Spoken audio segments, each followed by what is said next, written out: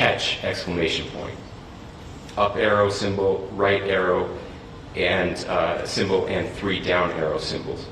A second unfired casing read, "Oh Bella Ciao, Bella Ciao, Bella Ciao, Ciao Ciao." And a third unfired casing read, "If you read this, you are gay, LMAO." We are indebted to law enforcement across the state who has worked seamlessly together, local law enforcement, state law enforcement, and our federal partners with the Federal Bureau of Investigation. We're grateful for everyone who worked together in such a short amount of time to find this person and to bring justice. I want to thank the public who has been so engaged, reviewing videos, helping us with sending in tips, and helping us get to this point. I want to thank the family members of Tyler Robinson who did the right thing in this case and were able to bring him into to law enforcement as well. I especially want to thank the family of Charlie Kirk, Erica, Charlie's parents, his children. I want us to be thinking of them as we bring justice in this case. They will be involved in that justice. We will be working very closely with them as we move through this process as well. This is a very sad day for our country, a terrible day for the state of Utah, but I'm grateful that at this moment we have an opportunity to bring closure to this very dark chapter in our nation's history. With that, I'll now turn the microphone over to the Director of the FBI, Kash Patel. Thank you, Governor. This is what happens when you let good cops be cops. The FBI and our partners are proud to stand here today together to bring justice to the family of Charlie Kirk and honor his memory. I want to express my deep gratitude to President Trump, the Vice President, and the entire White House who have been so incredibly supportive with both resources and just personally to the FBI as a team. They had our backs the entire way, and I just want to express my gratitude for giving us the resources we need to operate in this space to bring this sort of justice at this sort of speed. In 33 hours, we have made historic progress for Charlie. Governor Cox, our partnership has been absolutely incredible these last few days. Our partnership will endure. Your state and local partners, your sheriffs, your DPS community has been unbelievably impressive in the hardest of times.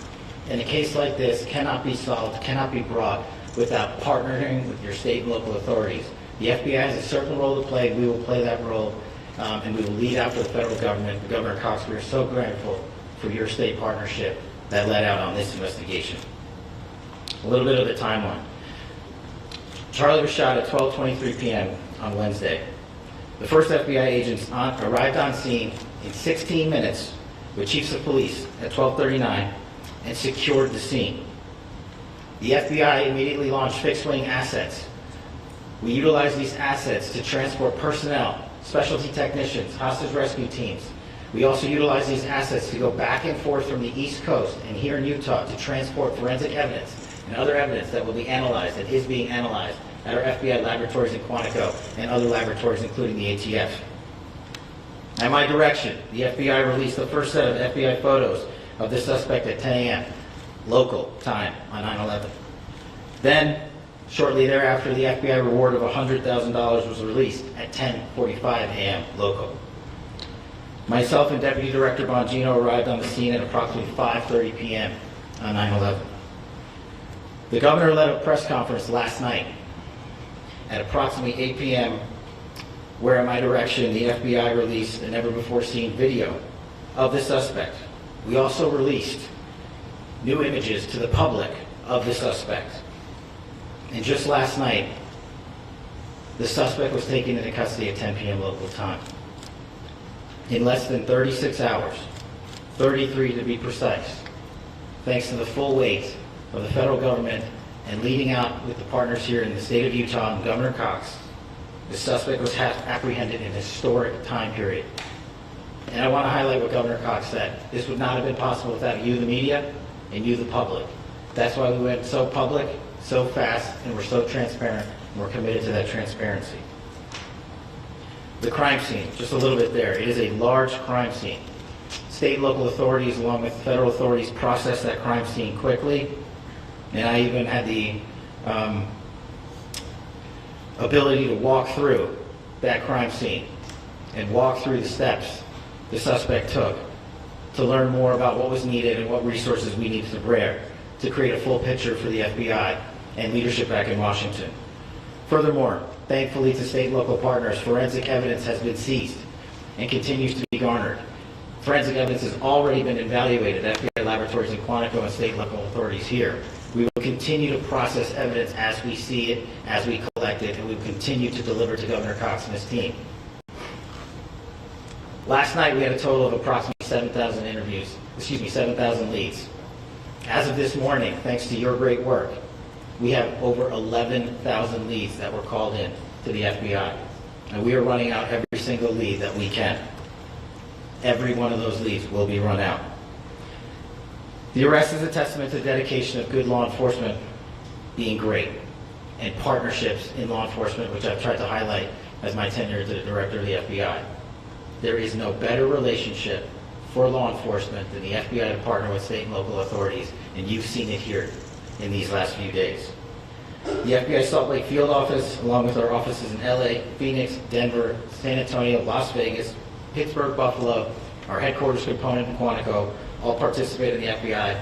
I want to express my deep gratitude to the employees of the FBI, the men and women, the evidence response team tacticians, the special operators, the agents, the support staff. You have done monumental work in historic time when the public, who had a right to demand such an expeditious solving of an investigation, the FBI answered that call. Critically important to our nation, and we delivered. And I'm proud to be their leader, and I'm proud to be the director of the FBI.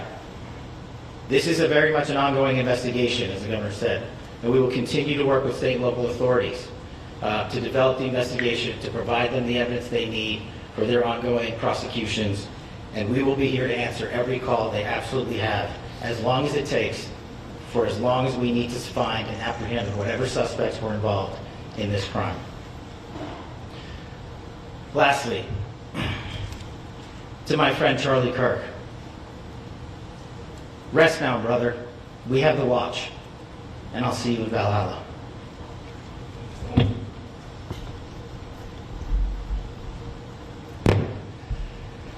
Thank you, and good morning. I would just like to take a few minutes as the sheriff to express my gratitude for everybody who has played a part in this investigation. As you know, it's been a vast, a complicated, and a very, very fast-paced investigation. You're looking at people standing up here who are running on, if they got an hour's sleep in the last couple of days, they're probably lucky. It has been very taxing. It has been so impressive, speaking on behalf of the local law enforcement, to see the cooperation that we've seen in this type of case.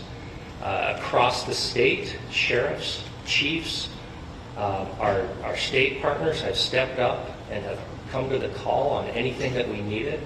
Our county chiefs have been phenomenal. Our Utah County Attorney, Jeff Gray, who's standing up here with us, has been phenomenal in leading us through this investigation. I would like to thank the federal government for their resources, their assets. Our local team here, our FBI team, has been extraordinary in helping us work through this and bring this person to justice.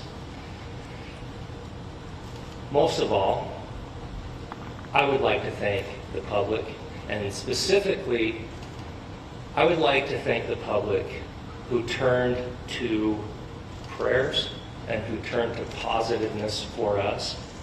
I would like to thank them on behalf of the law enforcement community, because we needed those prayers. That's what we needed to get through this. We needed your support, and you gave it to us. We needed your patience, and you gave it to us. And I would like to thank you for the Kirk family, because that's what they need, is your support and your prayers, and that will get us through all of this. So thank you everybody that has stepped up. We've had such a phenomenal response to this. Thank you.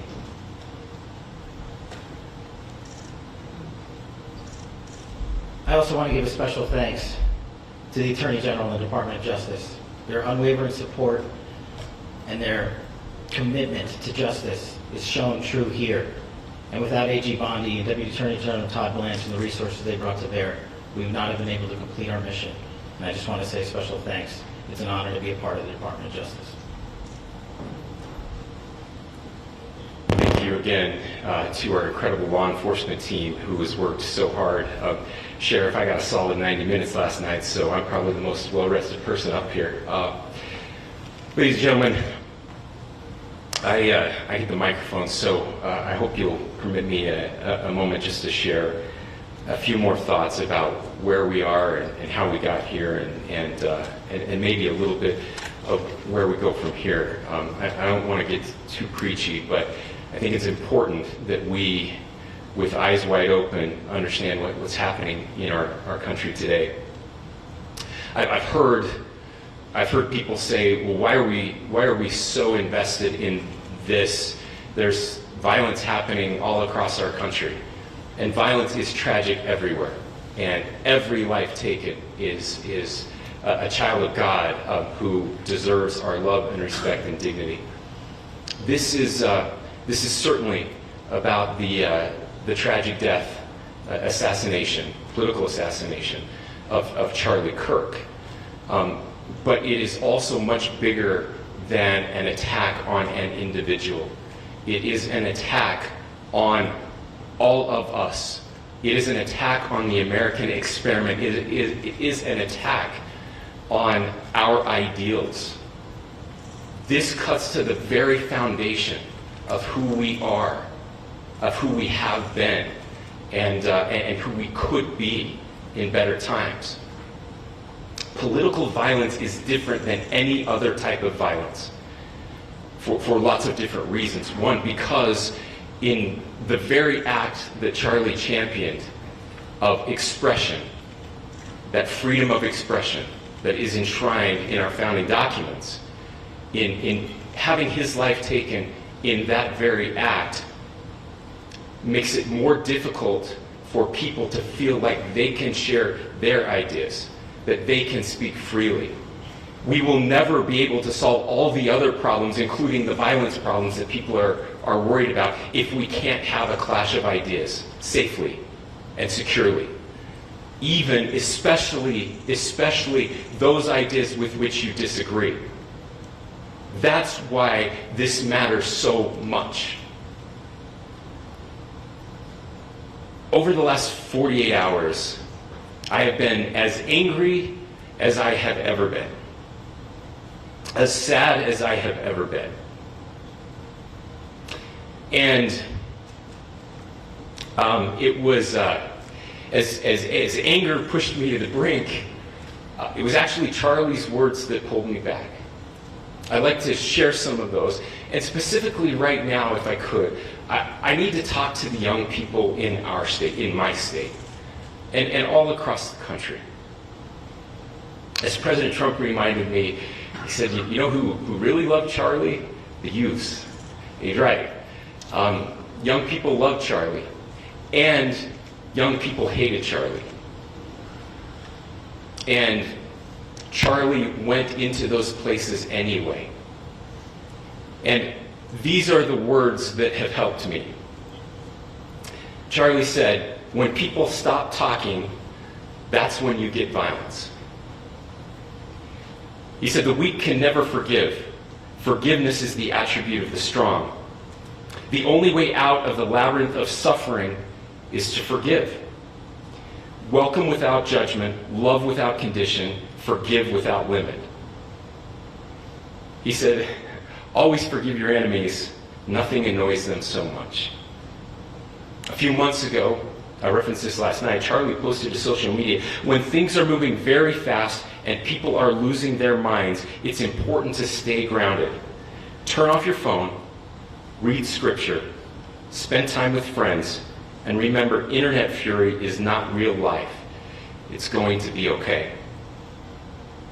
He again said, when you stop having a human connection with someone you disagree with, it becomes a lot easier to commit violence. He said, what we as a culture have to get back to is being able to have a reasonable agreement, where violence is not an option. Now, again, to my young friends out there, you are inheriting a country where politics feels like rage. It feels like rage is the only option. But through those words, we have a reminder that we can choose a different path. Your generation has an opportunity to build a culture that is very different than what we are suffering through right now. Not by pretending differences don't matter, but by embracing our differences and having those hard conversations.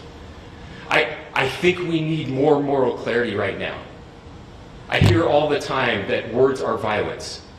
Words are not violence. Violence is violence. And there is one person responsible for what happened here. And that person is now in custody and will be charged soon and will be held accountable. And yet, all of us have an opportunity right now to do something different. I want to thank my fellow Utahns. This bad stuff happens. For 33 hours, I was praying that if this had to happen here, that it wouldn't be one of us. That somebody drove from another state, somebody came from another country. Sadly, that prayer was not answered the way I hoped for. Just because I thought it would make it easier on us if we could just say, hey, we don't do that here. And indeed, Utah is a special place. We lead the nation in charitable giving. We lead the nation in service every year. But it did happen here. And it was one of us. But I want you to look at how Utahns reacted the last 2 nights.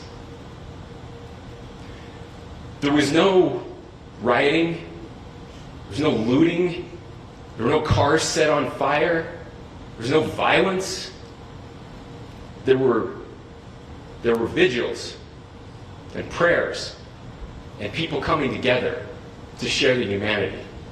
And that, ladies and gentlemen, I believe is the answer to this. We can return violence with violence. We can return hate with hate. And that's the problem with political violence, is it metastasizes. Because we can always point the finger at the other side. And at some point, we have to find an off-ramp, or it's going to get much, much worse. But see, these are choices that we can make.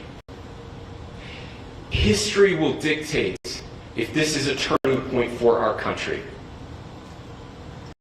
But every single one of us gets to choose right now if this is a turning point for us.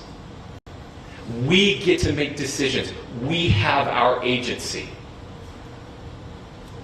And I desperately call on every American, Republican, Democrat, liberal, progressive, conservative, MAGA, all of us to please, please, please follow what Charlie taught me.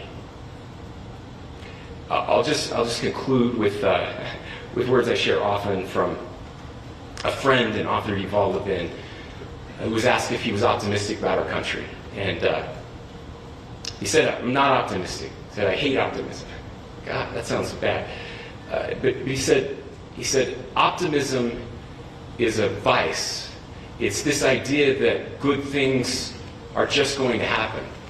And he said, in the history of the world, good things have never just happened. He says, I'm not optimistic, but I am hopeful. And hope is the virtue that sits between the vices of optimism and pessimism. Hope is the idea that good things are going to happen because we can make them so. I still believe in our country. And I know Charlie Kirk believed in our country. I still believe that there is more good among us than evil. And I still believe that we can change the course of history. I'm hopeful because Americans can make it so. Ladies and gentlemen, we're happy to answer any questions you have. Governor, can you please speak to whether the suspect is speaking with authorities and his demeanor, Tyler Robinson, when he turned himself in? I cannot speak to that. Governor, how do you interpret his motivation? Governor, how do you interpret the engravings on the case of Well, I will leave that up to you to interpret what those engravings mean. I think the clearest one that says "catch fascist," there's not, and by the way, that's like catch like a ball, catch this. I think that speaks for itself. Governor, So you talked about this level of hatred that this person expressed at a dinner. Beyond that, is there anything in your view that you've discovered that may have radicalized or changed him to prompt him to commit such a horrific act? There's nothing more that we can share at this time. Governor, you indicated that he had been communicating with a friend on Discord about the gun. Do you anticipate any more arrests? We do not at this time have any information that would lead to any additional arrests. Do you believe he acted alone? Yes, but the investigation is ongoing. Can you talk more about the family, what they had to say about the suspect? How he came into custody of police and where he is right now, Mr. Robinson? Yes, so right now, Mr. Robinson has been booked into the Utah County Jail. You heard the president this morning report that he was taken into custody, that his family and a friend helped to deliver him into custody of law enforcement in Washington County. Those of you that don't know where Washington County is, it is the southwesternmost part of the state of Utah. It's about a 3.5 to 4 hour drive from here, where we are right now, and that's where he lived and where they turned him. Is he Can you talking tell about us more about what the family is saying about Tyler Robinson? I can't share any more than what I've already shared. Is he talking Governor, about do you have authorities? details on how he got back to Washington County and how the gun was obtained? So, how we obtained the gun? The gun was found. No, how the was found shooter here. obtained the gun and how the shooter then was able to get back to Washington. So I don't have much more details on that. We do know that he drove. We had his car here on campus, and then we had his car going south back to the St. George. It's actually the city of Washington in Washington County. Is he talking with authorities and did he discuss a voting? I'm sorry. Did the suspect plan to carry out any other attacks? We don't have any information that Are you released. going to be releasing the mugshot? Yes, in fact, it was just released. Is he Yes. talking with authorities and did he discuss a motive? I can't answer that right now. Can you clarify? You've spoken very eloquently about trying to reunite this country. Do you feel that this is a watershed in American history? I absolutely believe that this is a watershed in American history, yes. The question is what kind of watershed? And that chapter remains to be written. Is this the end of a dark chapter in our history or the beginning of a darker chapter in our history? Look, I mean, if you look at true political assassinations in this country of someone of this stature, this feels a lot like the late 60s. And having one so gruesomely displayed on camera in all of our hands and in all of our pockets, we are not wired as human beings biologically, historically. We have not evolved in a way that we are capable of processing those types of violent imagery. And by the way, we've seen another one with a gruesome stabbing very recently that went viral. This is not good for us. It is not good to consume.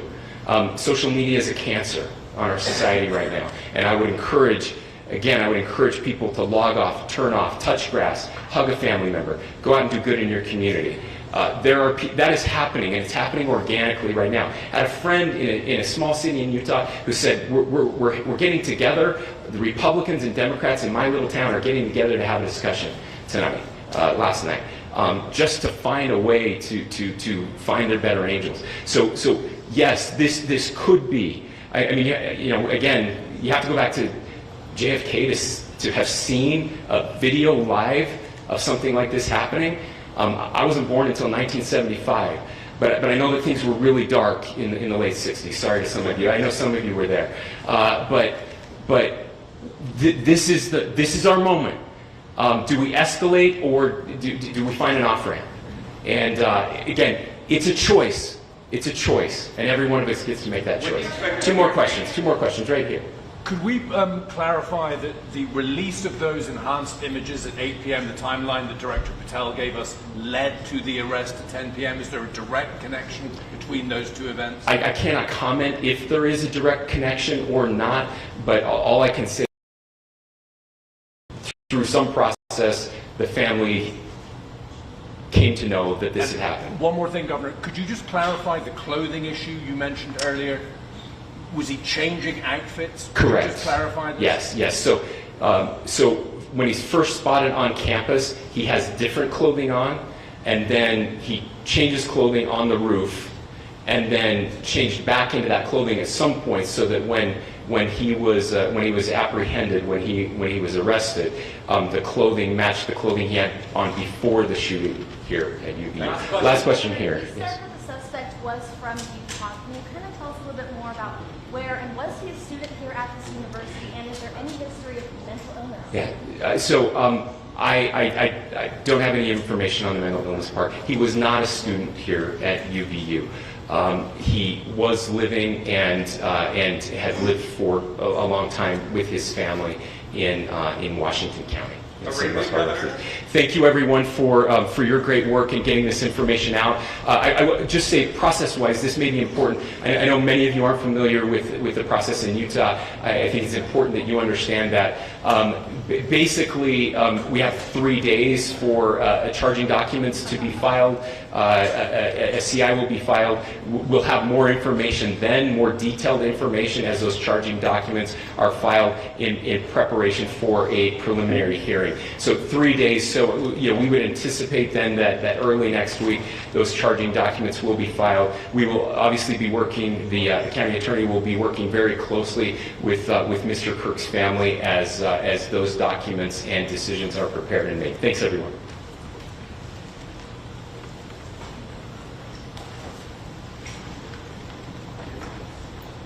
Governor, can you say whether Tyler Robinson said anything to authorities at all?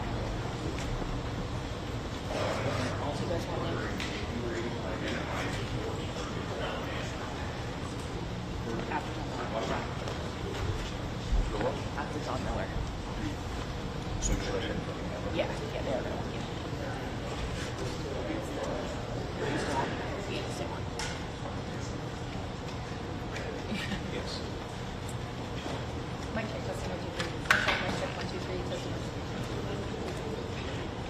1 2 3. 1 2 3, 1 2 3, 1 2 3, 1 2 3.